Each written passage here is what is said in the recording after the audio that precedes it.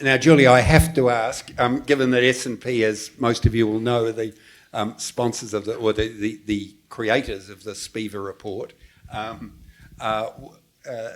about active management and S&P's view of active, which is not to undercut Jason at all.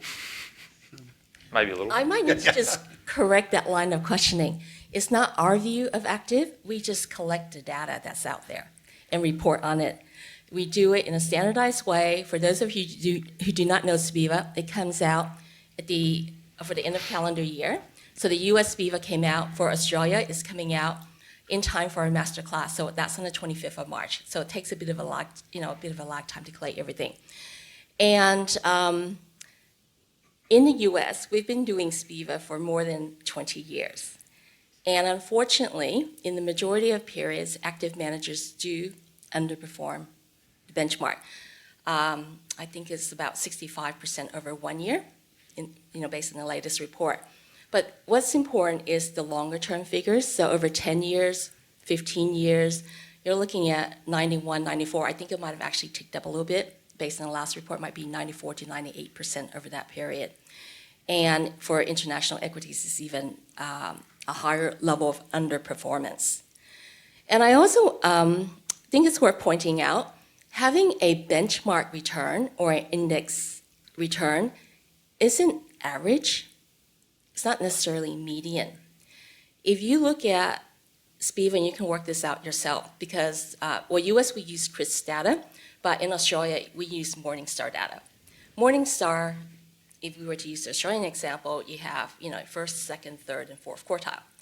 And we don't determine those quartiles, of course. And you just, if you were to put where the benchmark is, you're looking at getting upper second quartile performance across most periods. And if you do the same for US, you're actually getting first quartile returns if you were getting benchmark returns. So try that yourself. I actually looked at the large cap core and using the S&P 500.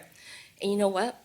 I looked at the graph. We've had this graph for a long time, but you had a session on IMAP where you beamed in a fixed income manager, Toby, and he was talking, first time I've heard an active manager talk about how great the ETF ecosystem was, because that's how they were acquiring some of their assets through the primary ETF market.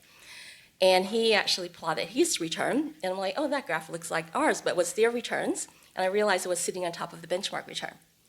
So you can get top quartile returns with index. So let's come back to this, because Jason, the Resonant partners are smart guys, and you place